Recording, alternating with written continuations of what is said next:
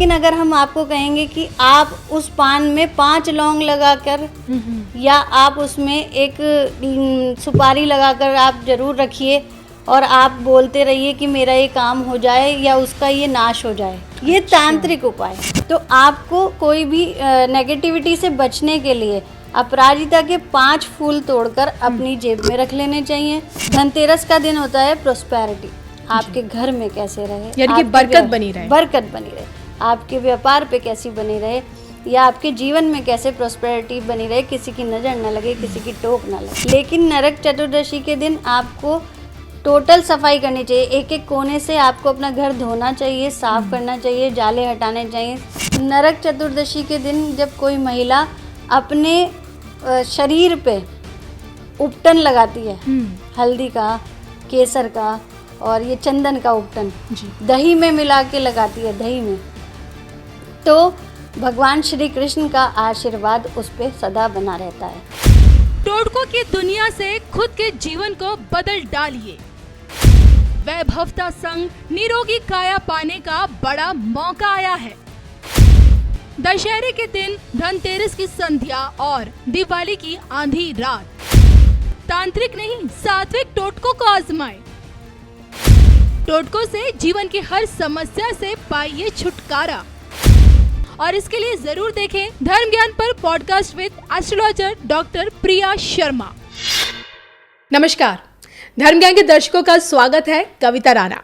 और आज हमारे साथ मौजूद है एक ऐसी फीमेल एस्ट्रोलॉजर जिन्हें एस्ट्रोलॉजी में मोर देन 10 इयर्स का एक्सपीरियंस है। जी हाँ, वास्तु से संबंधित, न्यूमरोलॉजी से संबंधित, वैदिक एस्ट्रोलॉजी से संबंधित लोगों की जितनी भी समस्या है उसका समाधान उन्हीं के पास मिलता है।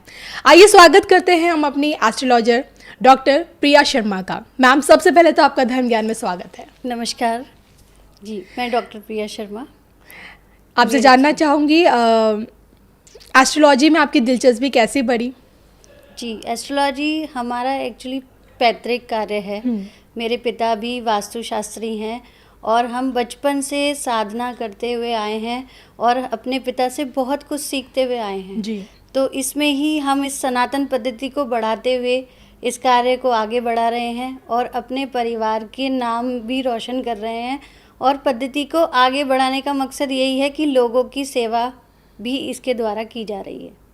तो बेसिकली आपकी फैमिली बिल्कुल एस्ट्रोलॉजी पे बिलीव करती है, उसी को आप अब आगे लेके जा रही हैं, जनरेशन टू जनरेशन। तो कितने सालों का मतलब एक लंबा गहन आपने इसमें अध्ययन किया है? देखिए, अगर हम बात करें तो बचपन से तो हम इस साधना में हैं ही कि हमें क्या पढ़ना है, ग्रंथों का ज्ञान, शास्त्रों का ज्ञान, ये सब हमें अपने पिता के द्वारा, अपने दादा के द्वारा, अपने चाचा के द्वारा मिलता रहा जी।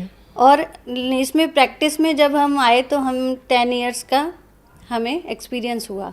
अभी 5 इयर्स से हमारा अपना ऑफिस है और लोगों की सेवा निरंतर रूप से चल रही है और इसी में ही फिर हमने सोचा कुछ आगे करने का, तो हमने अपनी PhD उदयपुर से महिषी कॉलेज से संपन्न की। जी बिल्कुल। तो अब प्रिया जी, जो कि अब प्रोफेशनली आप इस फील्ड में हैं एस्ट्रोलॉजी में, और नो डाउट कि बहुत से लोग आपके पास आते होंगे, आप बताते होंगे, तो मैं आपसे पर्सनली जानना चाहती हूँ, क्या लगता है आपको ये जो एस्ट्रोलॉजी है, जो वैदिक शास्त्र है, जो ये है, क्या कितनी फीसदी ये लोगों के भविष्य बताने में कारगर है? जी, वैसे तो देखिए 90% आप लोगों का भविष्य बता सकते हैं जी। वैदिक एस्ट्रोलॉजी हमारी अपनी सनातनी महर्षियों द्वारा रचित एस्ट्रोलॉजी है और उसके द्वारा ही, पहले भी आप जानते हैं कोई घड़ी नहीं होती थी, कोई भी पंचांग नहीं होता था, लेकिन हम सौर मंडल के द्वारा एक साइंस भी कहेंगे कि ज्योतिष एक साइंस है। ओके। कि सौर मंडल को देखकर ही जितने भी हमारे ऋषिगण हैं वो अपने घड़ी का टाइम सेट करते थे कि हमें इस टाइम ये कार्य करना है या दोपहर में हमें ये कार्य करना है या हमारे उठने का समय क्या है, हमारे सोने का समय क्या है।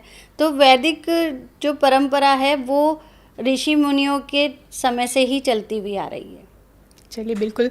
और इसी वैदिक परंपरा में, वैदिक ज्योतिष में टोटके किस तरह से काम करते हैं? अब मैंने बहुत सुना, अब ये उपाय कर लीजिएगा तो ये हो जाएगा। तो ये कुछ जो रेमेडीज होती है, जिसे आप टोटके कह सकते हो, उपाय कह सकते हैं, इसका कुछ प्रभाव आपको लगता है कि बढ़ता है लोगों की ज़िंदगी में? जी, पड़ता है लोगों की ज़िंदगी में। मैं आपको आज बताने जा रही हूँ। लोग कहते हैं कि ये टोटका कर लीजिए, आपका ये कल्याण हो जाएगा, वो कर लीजिए। लेकिन टोटके को करने का तरीका क्या है? शास्त्र विधि अनुसार अगर आप करते हैं तो बहुत अच्छी बात है। टोटके हम 2 प्रकार से लेते हैं। अच्छा, 2 प्रकार के जी, होते हैं। 2 प्रकार के टोटके होते हैं और टोटकों में हम उन्हें एक तरह से उपाय और रेमेडी भी कहेंगे। लेकिन एक सात्विक होता है और एक तांत्रिक होता है। तांत्रिक में क्योंकि हमारी ऑरा इतनी मजबूत नहीं होती है कि हम उसे झेल पाएँ।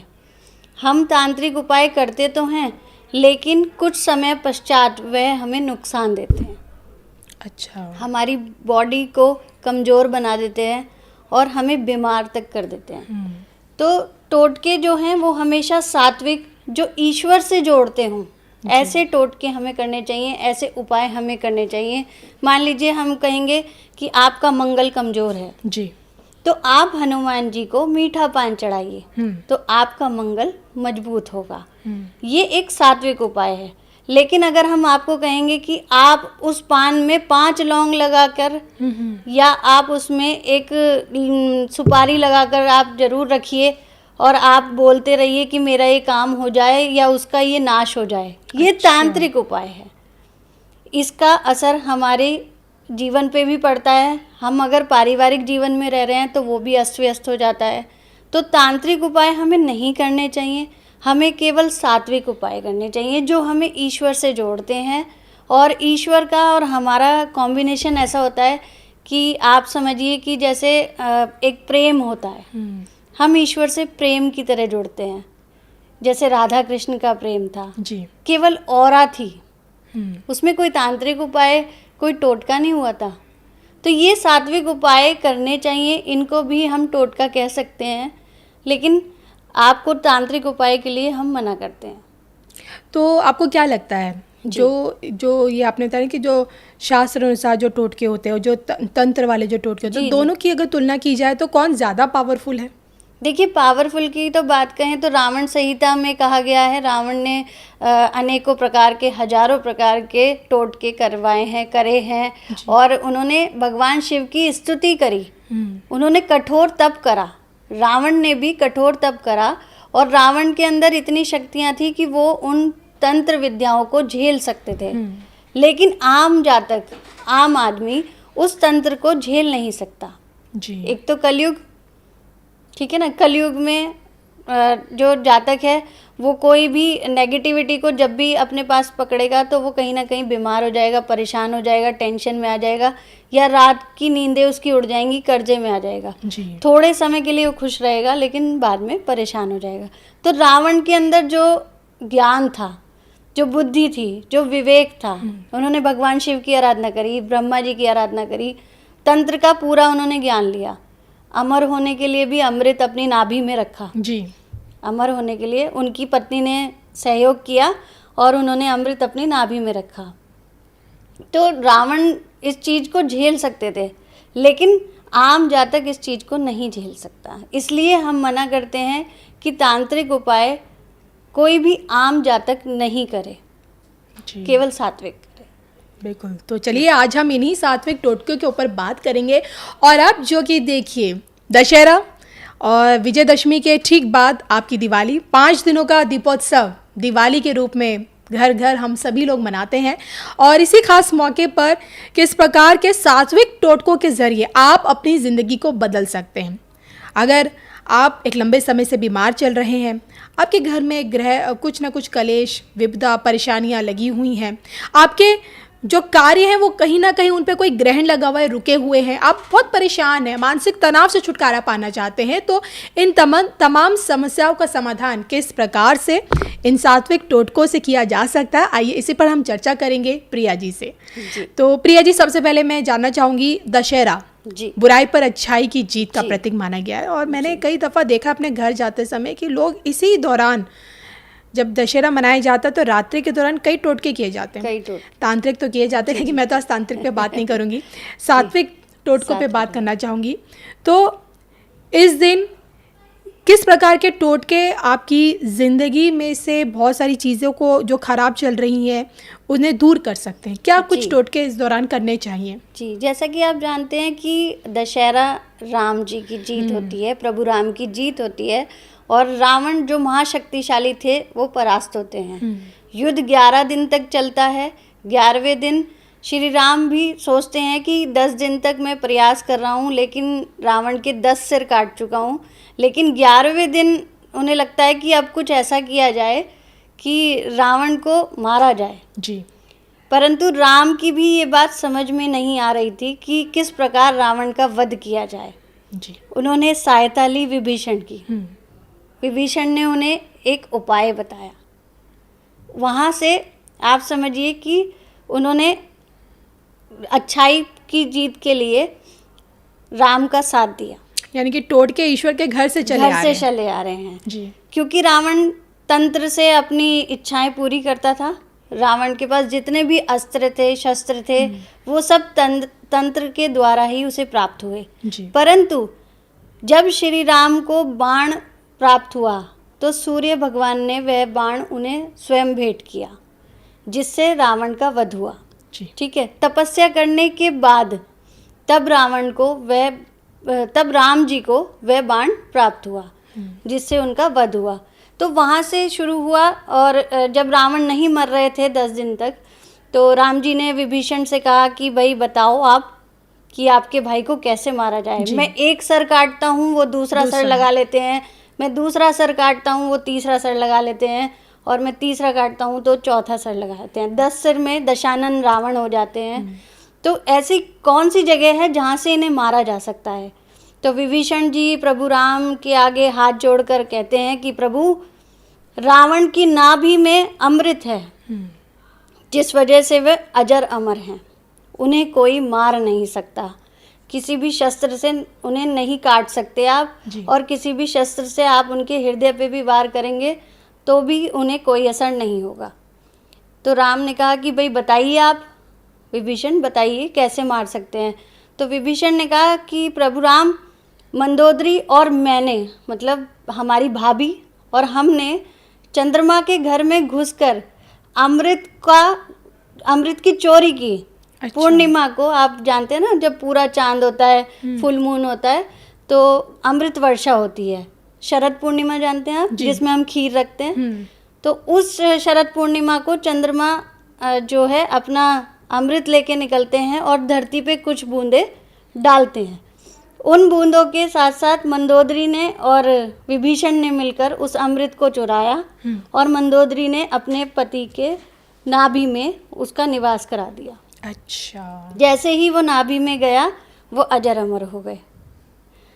अब राम जी को क्या करना था? राम जी को करना था तीर चलाना था। राम जी ने विभीषण से पूछा और विभीषण ने कहा कि आप प्रभु राम, रावण के नाभि में तीर मार दो। उन्होंने तीर चलाया। जैसे ही रावण की नाभि में तीर गया और अमृत सूख गया और वहीं रावण का वध हो गया। जी। ठीक है। तो ये भी एक टोटका है। लेकिन उन्होंने क्या किया? अपनी विजय को पाने के लिए उन्होंने उस तीर पर शमी का पत्ता रखा। शमी का पत्ता जानते हैं आप? जो शनि को चढ़ता है। जो शनि को चढ़ता है। शमी के पेड़ की पूजा करके, क्योंकि शमी से हमें बल मिलता है, सफलता मिलती है, जितनी भी प्रोग्रेस है हमारे जीवन में वो मिलती है। जी। वो पत्ता रखा और वो तीर चलाया और तीर चला के वो रावण की नाभि में लगा। अमृत सूख गया, रावण मर गया। तो कहा जाता है कि नौकरी में अगर आपको सफलता नहीं मिल रही है तो आपको शमी के पेड़ की पूजा अवश्य करनी चाहिए। दशहरे के दिन, रात्रि के दौरान शमी के वृक्ष के नीचे आपको दीपक जरूर प्रज्वलित करना चाहिए और अपनी नौकरी में सफलता के लिए आपको प्रार्थना करनी चाहिए। भगवान राम का नाम लेना चाहिए और राम जी की स्तुति करनी चाहिए। बिल्कुल।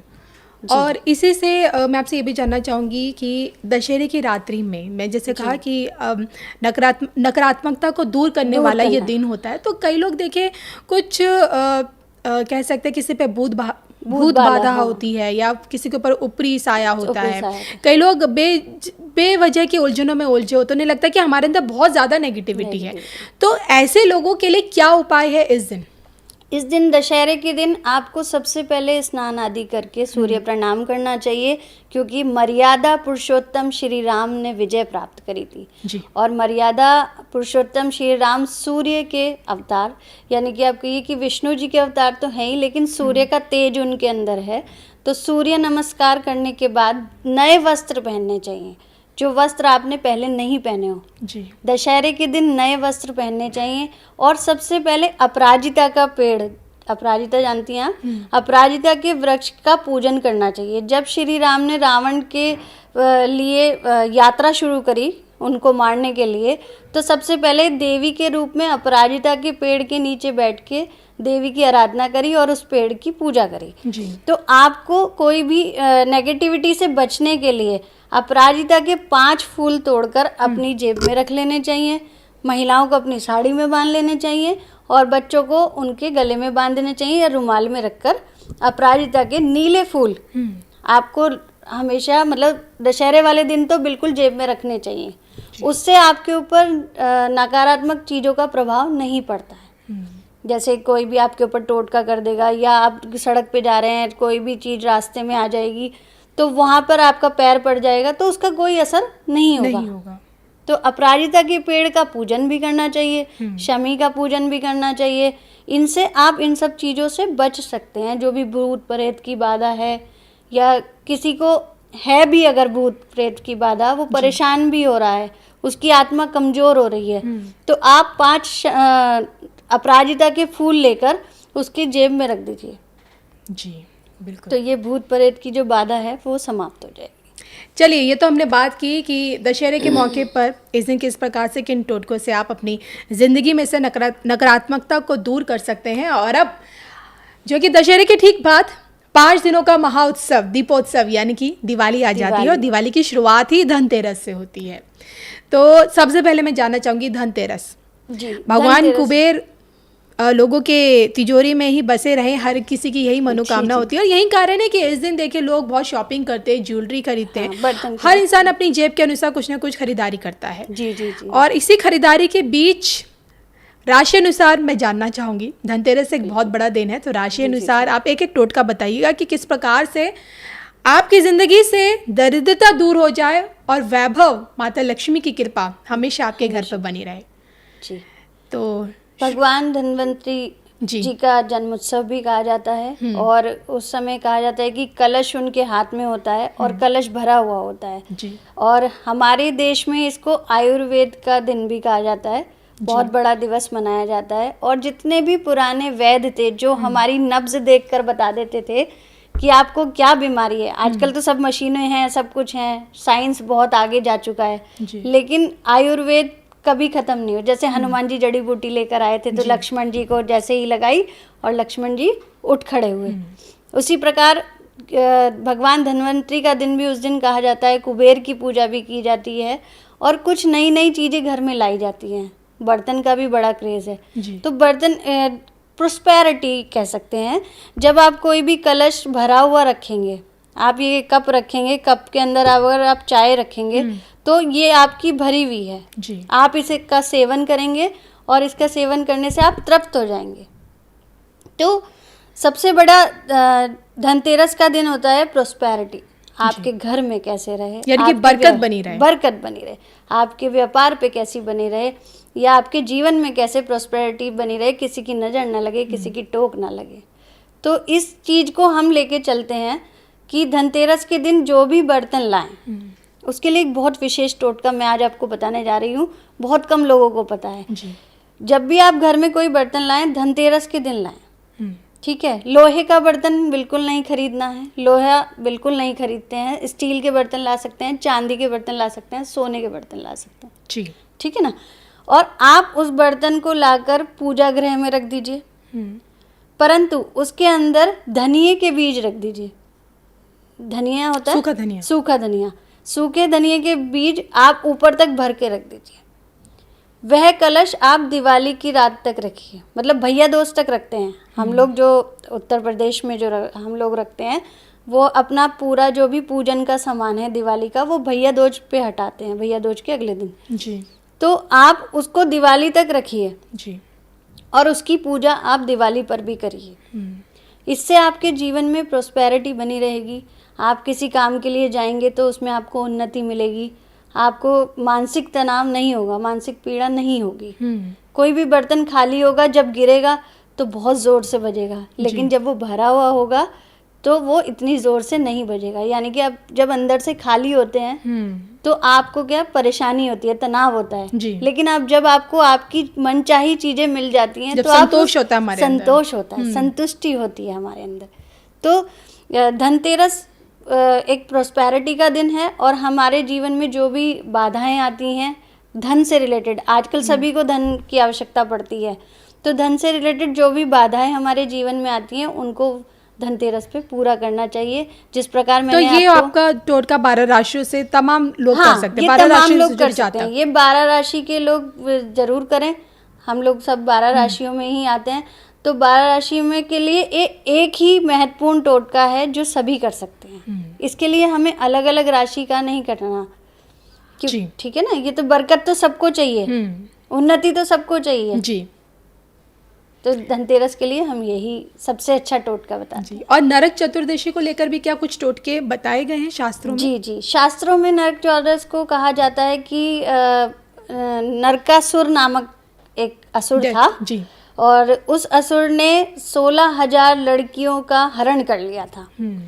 उन 16,000 लड़कियों को छुड़वाने के लिए भगवान श्री कृष्ण ने अपनी पत्नी को भेजा था, सत्यभामा को। जी। भगवान श्री कृष्ण की 4 पत्नियां थी और वैसे 16,000 रानियां थी। तो सत्यभामा, जब नरकासुर को एक ही श्राप था कि वह किसी स्त्री के हाथ मरेगा, तो उस समय भगवान श्री कृष्ण ने डिसाइड किया कि मैं अपनी पत्नी को भेजता हूँ। उनकी पत्नी रूपवती थी जी। खूब सुंदर थी। आपको पता ही है, श्री कृष्ण खुद इतने सुंदर थे तो उनकी रानियां कितनी सुंदर होंगी। तो सत्यभामा ने जाकर नरकासुर का वध किया, उन 16,000 कन्याओं को छुड़वाया। 16,000 कन्याओं को बाहर आने के बाद, क्योंकि वो अंदर कारागृह में रह के मतलब ऐसी हो गई थी कि सुंदरता उनकी चली गई थी, बाहर आके उनको उपटन दिया, उनको नहलाया और उन्हें दोबारा से दिव्य खूबसूरत बनाया श्री कृष्ण ने जी। तो उन कन्याओं ने कहा कि अब हमें कौन अपनाएगा, तो श्री कृष्ण ने उन्हें अपनी 16,000 रानियों के रूप में अपनाया। जी। अब हम क्या टोटका कर सकते हैं? सबसे अच्छा टोटका, सबसे पहले तो अपने घर की पूरी सफाई करिए। नरक चतुर्दशी के दिन सफाई तो आप शुरू से ही करने लगते हैं, 8 दिन पहले से करने लगते हैं, लेकिन नरक चतुर्दशी के दिन आपको टोटल सफाई करनी चाहिए। एक एक कोने से आपको अपना घर धोना चाहिए, साफ करना चाहिए, जाले हटाने चाहिए, बहुत सुंदरता से आपके अपने घर को सजाना चाहिए, साफ सुथरा करना है। एक एक नालियाँ भी साफ करनी चाहिए, शौचालय साफ करने चाहिए। उसके बाद आपको क्या करना चाहिए, रात्रि के समय यम का दीपक जलाया जाता है जी। 4 मुख का यम का दीपक जलाना चाहिए और घर में रोशनी करनी चाहिए। महिलाओं के लिए विशेष तौर पे क्या है कि जो महिलाएं सुंदर बनना चाहती हैं, क्योंकि सौंदर्य की चाह हर किसी में है, हर महिला चाहती है कि मैं बहुत सुंदर बनूं, है ना। मैं आपके अकॉर्डिंग सामने वाले किसी कन्या को देखती है, वो देखती है अरे ये कितनी सुंदर है, लेकिन मैं इतनी सुंदर नहीं हूँ। तो उस समय कहा जाता है कि आप नरक चतुर्दशी के दिन जब कोई महिला अपने शरीर पे उपटन लगाती है, हल्दी का, केसर का और ये चंदन का उपटन दही में मिला के लगाती है, दही में, तो भगवान श्री कृष्ण का आशीर्वाद उस पे सदा बना रहता है और वह रूपवती हो जाती है। हमारे यहाँ एक कहावत और है उत्तर प्रदेश में कि जब हम होई की पूजा करते हैं, जब माताएं होई की पूजा करती हैं तो एक कलश रखती हैं पानी से भर के, एक सूर्य देवता को चढ़ा देती हैं, एक कलश हमारा दिवाली तक रखा रहता है जी। उस कलश का पानी गंगा जल जैसा हो जाता है, पूरे परिवार को उस पानी से नहलाया जाता है जी। यह भी बहुत अच्छा टोटका है। तो जितनी भी आपके घर में नेगेटिविटी होती है वो हट जाती है। जेंट्स अपने नहाने के पानी में नमक डाल के नहाएं, फिटकरी डाल के नहाएं, गौमूत्र डाल के नहाएं। जी। और महिलाएं उपटन लगा के नहाएं। महिलाएं अपने एक एक अंग पर उपटन लगाएं, जी। शरीर का कोई अंग ना छोड़ें। मतलब श्री कृष्ण ने कहा है कि रूपवती जो भी महिलाएं हैं, जो भी रूपवती बनना चाहती हैं, वो नरका चौदश के दिन उपटन लगा के अगर नहाती हैं तो वो मेरी प्रिय हो जाती हैं, जैसे मेरी प्रिय रानियाँ। चलिए, नरक चतुर्दशी का तो आपने बता दिया, और अब इसके ठीक बाद दीपावली, दीपों का महा उत्सव दीपावली। तो यहाँ मैं 12 राशियों से जुड़े आपसे छोटे छोटे सरल टोटके लेना चाहूँगी। और दिवाली का मतलब वही आपकी ज़िंदगी में खुशहाली, आपके जीवन में धन धान्य, आपकी तिजोरी भरी रहे। तो आइए राशि अनुसार जानते हैं। जी, मेष राशि के लिए बताइए। मेष राशि के लिए, क्योंकि हम दिवाली के दिन हनुमान जी की पूजा भी करते हैं, तो मेष राशि के जो स्वामी हैं वो हनुमान जी हैं। और हनुमान जी हमें ऐश्वर्य, दिव्य और शक्ति, ताकत प्रदान करते हैं जी। तो हमें मेष राशि वालों को क्या करना चाहिए? लाल कपड़ा लेना चाहिए। लाल कपड़े में 7 कमल गट्टे रखने चाहिए जी। और एक कपूर रखना चाहिए, और उसको नोट बना देनी है, गांठ बनाकर अपने पूजा स्थान में जरूर रखें जो आप दिवाली का पूजन कर रहे हैं। बाद में उसे उठाकर तिजोरी में रख दें। तो ये आपके लिए बहुत धन संपत्ति, सुविधा और जीवन में आगे बढ़ने में काम करता है। इसी के साथ वृषभ राशि। जी, वृषभ राशि की बात करें तो हम अब जो भी दिवाली का पूजन करते हैं उस पे लाल कपड़ा ना बिछा के सफ़ेद रंग का कपड़ा बिछाएं। जी। शुक्र एक्टिव होता है। तो जब हम सफ़ेद रंग का कपड़ा बिछाते हैं तो उस पे लाल चंदन से हम स्वास्तिक बनाएं और अपने जितने भी देवी देवता हैं वो सब पर उस पर विराजमान करें। साथ में शुक्रमणि आती है एक, शुक्रमणि को अपने पूजा गृह में रखें और दिवाली का पूजन करने के बाद उसे अपने लॉकर में रख दें। तो आपके घर में हमेशा धन की बरकत रहेगी और धन आपके जीवन में बरसता रहेगा। इसी कड़ी में आइए बात करते हैं हम मिथुन राशि की। जी, मिथुन राशि वाले बुध से रिप्रेजेंट होते हैं और गणेश जी का पूजन जरूर करना चाहिए। जैसा कि कहा जाता है कि गणेश जी को सर्वप्रथम रखना चाहिए अपने पूजा। तो हर पूजा में दूर्वा घास का प्रयोग होता है। दूर्वा घास के बिना पूजा अधूरी होती है। तो अपने दिवाली के पूजन में दूर्वा घास अवश्य रखनी चाहिए। हरे रंग का कपड़ा बिछाकर पूजन करना चाहिए और उस पे स्वास्तिक जरूर बनाना चाहिए, ओम बनाना चाहिए। और स्वास्तिक आपको दोनों तरफ बनाकर बीच में ओम बनाना चाहिए। तब अपने देवी देवताओं को, जो लक्ष्मी गणेश जी हैं, उनको रखना चाहिए और गणेश जी का पूजन सबसे पहले करना चाहिए। अपनी जो दूर्वा घास आपने चढ़ाई है उस दूर्वा घास को पीस कर, जब आपका दिवाली का पूजन हो जाए, उस दूर्वा घास को सूखा पीस कर आप अपने लिए मस्तक पर तिलक लगाएं। जितना भी आप काम करने जा रहे हैं, कहीं बाहर जा रहे हैं या कुछ आप नए काम को शुरू करने जा रहे हैं, तो उस तिलक को लगा के जाएं और आपकी गणेश जी सब मनोकामना पूर्ण करेंगे। चलिए, अब तक हमने मेष, वृषभ और मिथुन के बारे में प्रिया जी से जाना। अब आइए आगे चलते बात करेंगे हम कर्क राशि की। कर्क राशि की बात करें, चंद्रमा बड़ा सौम्य है, बड़ा शीतल, बहुत ठंडक देने वाला, सफ़ेद चीज़ अति प्रिय। तो जितना भी आप अपने घर में भोग लगाएं, जैसे लोग लगाते हैं काले रसगुल्लों का, लड्डुओं का, तो मैं कहूँगी कि सफ़ेद मिठाई का भोग जरूर लगाएं। सफ़ेद मिठाई का भोग लगाने से माता लक्ष्मी प्रसन्न होती हैं और आपको दिव्य अलौकिक आशीर्वाद भी देती हैं। आपको सफ़ेद कोड़ी लेनी है, 5 कोड़ी, आप जानते हैं ना सफ़ेद कोड़ी होती है। सफ़ेद कोड़ी आपको लेनी है और आपको लाल रंग के कपड़े में गांठ मारकर पूजन करके तिलक करना है, सबके ऊपर गंगा जल छिड़कना है। क्योंकि पारिवारिक लोगों के यहाँ, सबके यहाँ पंडित जी नहीं आते हैं, सब अपने आप पूजन करते हैं दिवाली का। तो वो 5 कौड़ी आपको लेके लाल कपड़े में बांध के पूजन के पश्चात अपनी तिजोरी में रखनी है, आपको अवश्य लाभ होगा। चलिए, इसी के साथ आइए सिंह के बारे में भी जानते हैं। सिंह का रिप्रेजेंट जो करता है वो करता है सूर्य जी। सूर्य राजा है, सबसे बड़ा ग्रह है। और सिंह राशि वाले जो हैं, जब सूर्य की पूजा करते हैं तो उन्हें और बल मिलता है। ऐसे में आपको क्या करना चाहिए, दिवाली की सुबह अपने घर की सजावट में आपको तांबे के सूर्य भगवान लाकर पूरब दिशा में लगा देने चाहिए। और रात्रि के समय जब आप पूजन करें तब सूर्य को तिलक अवश्य करना चाहिए। पूरब दिशा में जैसे ही लगाएंगे, कोई भी काम के लिए आप जाएंगे, आपको सफलता अवश्य मिलेगी। नौकरी में परेशानी आ रही है तो वो भी, नौकरी में भी आपको कोई दिक्कत नहीं आएगी। पारिवारिक जीवन भी आपका उथल पुथल हो रहा है जी, लड़ाई झगड़े हो रहे हैं, तो उसमें भी आपको परेशानी नहीं आएगी।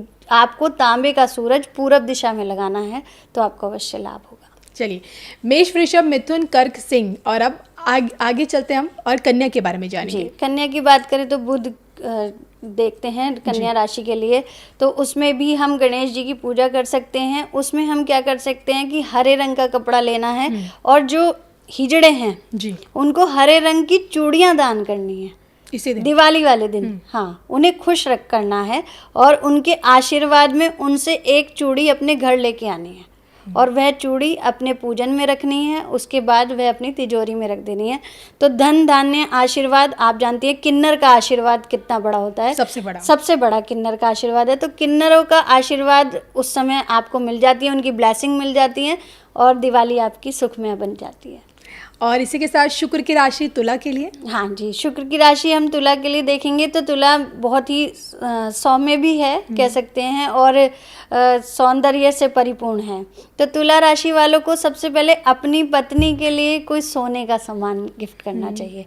अगर आप सोने का गिफ्ट नहीं कर सकते, दिवाली वाले दिन की बात बता रही हूँ मैं आपको, कि अगर आप सोने का सामान अपनी पत्नी को गिफ्ट नहीं कर सकते तो उन्हें कोई कॉइन ला के दीजिए चांदी का, या चांदी की पंजेब पहना दीजिए आप अपनी पत्नी को दिवाली वाले दिन, तुला राशि वाले, तो आपकी चांदी चांदी ही हो जानी है। चलिए, तुला के बाद आगे चलते हैं और अब बात करते हैं हम वृश्चिक राशि की। जी, वृश्चिक के मंगल देवता हैं और मंगल देव के साथ साथ आपको अपनी भूमि का स्पर्श करना है। आपको जो पूजन करना है उसमें आप आसन का प्रयोग करें, जरूर करें, लेकिन सबसे पहले अपनी भूमि का पूजन करें। अपनी भूमि पे स्वास्तिक बनाएं और स्वास्तिक बना के उसका रोली चावल से पूजन करें, गंगा जल से पूजन करें। उसके बाद अपना दिवाली पूजन शुरू करें। एक छोटा सा कार्य और कर लें कि कहीं भी किसी भी सरकारी ज़मीन की मिट्टी उठा के ले आएं जी, और उसे लाल पोटली में बांध के अपने पूजन में रखें और उसके बाद उसे अपनी तिजोरी में रख लें तो आपके काम जरूर बनेंगे। मुझे तो लगता है जमीन जायदाद यहीं से जुड़ जाएगी वृश्चिक राशि वालों की। बिल्कुल। चलिए, धनु के धनवान बनने का टोटका। जी, धनु की बात करें, बृहस्पति देव बड़े ही ज्ञानवादक हैं और ज्ञान देते हैं। और बृहस्पति देव के लिए हमें क्या करना है कि लड्डुओं का भोग जरूर लगाना है। अपने पूजन में लड्डू रखने हैं और आप या तो 21 या 11 या 51 जी, ये आपके शुभ नंबर हैं।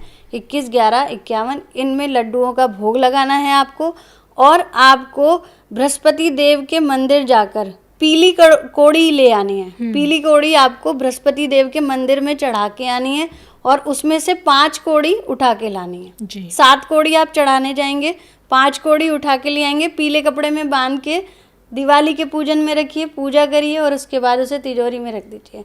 आपके घर में वैवाहिक जीवन आजकल बहुत खराब हो रहे हैं। जगह जगह लोगों के तलाक हो रहे हैं, मतलब लोग आधा घंटा भी अपने साथ पसंद नहीं करते अपने जीवन साथी का रहना जी। तो उस चीज़ में बहुत निजात मिलती है। जो महिलाएं परेशान हैं, जो पुरुष परेशान हैं कि हमारा वैवाहिक जीवन सही नहीं चल रहा, तो बृहस्पति का यह उपाय करने से बहुत निजात मिलती है। और यह पोटली आपको साउथ वेस्ट के कॉर्नर में रखनी है। आपको लॉकर में नहीं रखनी, आपको साउथ वेस्ट के कॉर्नर जो नैऋत्य कोण होता है उसमें रखनी है।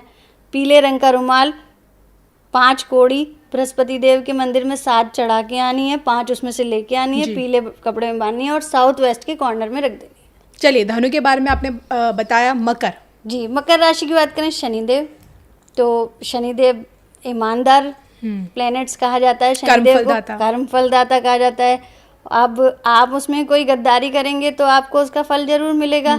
आप रिश्वत ले रहे हैं तो उसका फल आपको जरूर मिलेगा, कहीं ना कहीं आप पकड़े जाएंगे। तो जो मकर राशि वाले हैं वो शनिदेव के प्रिय भी हैं। शनिदेव उन्हें रोकते भी हैं इन चीज़ों को करने से। उस दिन उन्हें क्या करना चाहिए, अपराजिता के फूल लेने चाहिए और अपने मंदिर को पूरे अपराजिता के फूलों से सजाना चाहिए दिवाली वाले दिन। और उसमें से 8 अपराजिता के फूल, 8, ठीक है ना, 8 अपराजिता के फूल आपको अपने लॉकर में रख देने चाहिए, चाहे वो सूख रहे हों, नीले कपड़े में बांध के अपने लॉकर में रखें। तो जितने भी आपके कार्य हैं, शनि मकर राशि वाले और कुंभ राशि वाले ज़्यादातर घर से दूर रह के ही काम करते हैं। तो जितना भी वो जहाँ भी काम करेंगे वहाँ पे सक्सेस जरूर पाएंगे। और इसी के साथ कुंभ राशि? कुंभ राशि की बात करें तो कुंभ राशि वाले भी शनिदेव न्यायप्रिय हैं और वो सबसे ज़्यादा लोगों से काम करवाते हैं। मतलब आप समझिए एक मजदूर और एक स्वीपर ये शनि है। तो जितनी भी आप पसीने वाली मेहनत करते हैं, जब एक मजदूर खुरपा चलाता है, जब वो मिट्टी उखाड़ता है तो उसे पसीना आता है जी। तो शनिदेव जब कमर तोड़ मेहनत कराते हैं तो बहुत अच्छा फल भी देते हैं, उसके बाद वो सक्सेस बहुत ज़्यादा देते हैं। तो यहाँ पर हम बात करेंगे कि शनिदेव को प्रसन्न करने के लिए जो आप दिवाली का पूजन करेंगे उसमें सरसों का तेल जरूर रखिए। अच्छा। एक दीपक घी का जलता है, एक सरसों के तेल का जलता है, और सरसों के तेल वाला पूरी रात जलता है। तो उसी में से सरसों के तेल का एक दीपक रखिए, वो पूरी रात आप जलाइए, और रात्रि के समय जब अर्धरात्रि हो जाए दिवाली की रात को, तो वो सरसों का तेल आपको जाके थोड़ा सा भूमि को डाल देना है। मतलब उसी दीपक में से निकाल के भूमि पे डाल देना है जी। तो इससे आपके जीवन में बरकत बढ़ती रहेगी और आपको नौकरी, जो भी आपके व्यापार हैं या आपको जिसमें सफलता नहीं मिल रही है, अगर आप उस समय प्रार्थना करेंगे तो आपको जरूर मिलेगी। इसी के साथ हमारी जो अंतिम राशि है मीन के लिए, मीन राशि की बात करें, बृहस्पति देव गुरु उसके देवता हैं जी। और गुरुदेव जो हैं वो बहुत ही सौम्य हैं, ज्ञानवर्धक हैं। तो उनके लिए लड्डुओं का प्रसाद बहुत ज़रूरी है। उस समय दिवाली के समय आप लड्डू ज़रूर रखें। आपको क्या करना है, जो मीन राशि वाले लोग हैं वो थोड़ा सा चंद्रमा को भी इंडिकेट करते हैं। तो आपको क्या करना है कि आपको 5 पीली कौड़ी लेनी है, 5 सफ़ेद कौड़ी लेनी है और 3 गोमती चक्र लेने हैं जी। 5 पीली कौड़ी, 5 सफ़ेद कौड़ी, 3 गोमती चक्र आपको लाल कपड़े में बांधकर पूजन स्थल पर रखना है और उसे डायरेक्ट आपको अपने लॉकर में, जब भी आप उसे सामान को उठाएं तो अपने लॉकर में भगवान कुबेर का नाम लेते हुए प्रणाम करके रख देना है। चलिए, तो ये तो आपने दिवाली के मौके पर 12 की 12 राशि से जुड़े जातकों को क्या कुछ टोटके करने चाहिए ताकि उनकी ज़िंदगी में खुशहाली यूं ही हमेशा की तरह बनी रहे और बरकत भी बनी रहे। और इसी के साथ दिवाली के ठीक बाद गोवर्धन पूजा होने लगती है लोगों के घरों में, तो इस दिन का खास एक सरल उपाय आपसे जानना चाहूँगी। जैसा कि आप जानते हैं कि पहले के टाइम में गायें घर घर में होती थी जी। लेकिन अब सब लोगों के पास फ्लैट्स हो गए हैं तो गायें रखने की सुविधा गौ सेवा नहीं भी है, नहीं कर पाते, गौ सेवा कर भी नहीं पाते हैं, और जो गायें सड़क पर हैं वो भी कूड़ा कचरा खाती हैं। तो गौ सेवा कैसे करी जाए? गोवर्धन के दिन आप करें एक बहुत अच्छा उपाय, आप किसी भी गौशाला में जाएं। इस दिन खासकर जाना चाहिए। इस दिन जरूर जाना चाहिए। गाय को 1.25 किलो के करीब चारा खिलाना चाहिए जी। गाय खाए या ना खाए वो आपको वहाँ रख के आना है। खा ही लेती है गाय, जब भूख लगती है तो खाती है। उसके बाद आपको क्या करना है, जहाँ पे आप गए हैं गौशाला में, सबसे पहले गाय का पूजन करना चाहिए। आरती का थाल होता है, जब हम अपने नए घर में जाते हैं तो हम आरती का थाल लेके पूजन करते हैं। नया बेबी होता है तब भी हम पूजन करते हैं।